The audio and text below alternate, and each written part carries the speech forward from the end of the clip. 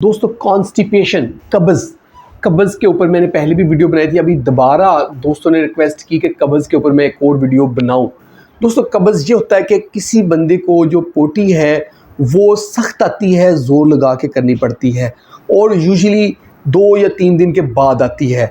इस अमल को यानी कि इस कंडीशन को कॉन्स्टिपेशन कहते हैं और कब्ज़ कहते हैं।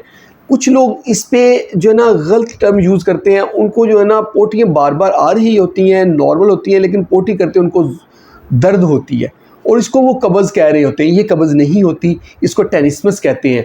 इसलिए जो कब्ज़ है वो कब्ज़ है। कब्ज़ की जो तारीफ़ मैंने बताई कि उसमें पोटी सख्त होती है, ज़ोर लगा करनी पड़ती है और पोटी करते उस कंडीशन में दर्द होती है और पोटी जो है ना 1 या 2 दिन बाद या 3 दिन बाद आती है, यानी कि ये है कब्ज़। अब इसको मैनेज कैसे करना है? सबसे पहले हमने कोशिश करनी है कि इसको डाइट से मैनेज करें। देखिए दूध इसके लिए बहुत अच्छा होता है, इसबगोल का छिलका इसके लिए बहुत अच्छा होता है, सब्जियां और फल इसके लिए बहुत अच्छे होते हैं। लेकिन ये ध्यान रखना है कि छिलका और बीज लाजमी लेने हैं। जैसे लोग क्या करते हैं, अमरूद खा रहे हैं तो छिलका उतार दिया, बीज निकाल दिए, अमरूद खा लिए। नहीं, ऐसे कब्ज़ ठीक नहीं होगी। जो भी सब्ज़ी खानी, जो भी फल, जैसे तरबूज आ रहे हैं तो बीज निकाल रहे हो तो बीज भी चबा जाने हैं। लाजमी तौर पे बीज भी लेने हैं और ये लेने। साथ दूध वाफर मिकदार में लें। इसबगोल का छिलका जो है वो आप दूध में डाल के भी ले सकते हैं, पानी में डाल के भी ले सकते हैं, दही में डाल के भी ले सकते हैं। उसको आप लेंगे तो उससे बेहतरी आएगी।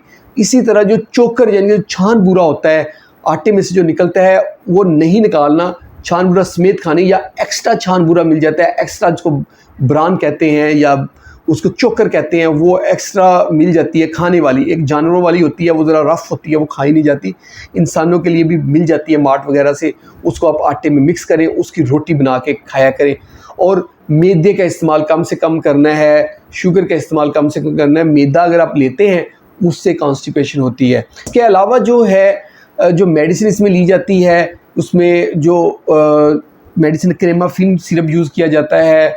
इसके अलावा जो है ना डल्कोलेक्स गोलियाँ यूज़ की जाती हैं, डल्कोलेक्स सिरप यूज़ किया जाता है। इसके अलावा डुफालेक्स सिरप यूज़ किया जाता है। ये सारी मेडिसिन होती हैं जो स्टूल को सॉफ्ट करती हैं, यानी पोटी जो है उसको नरम करती हैं और कब्ज़ को ठीक कर देती हैं। तो ये थी आज की हमारी वीडियो कब्ज़ के ऊपर। होप आप लोगों को वीडियो पसंद आई होगी। अगर वीडियो पसंद आई तो इसको लाइक कर दें और इसको शेयर करें अपने दोस्तों के साथ और हमारे चैनल को जल्दी से सब्सक्राइब कर दें। बहुत बहुत शुक्रिया।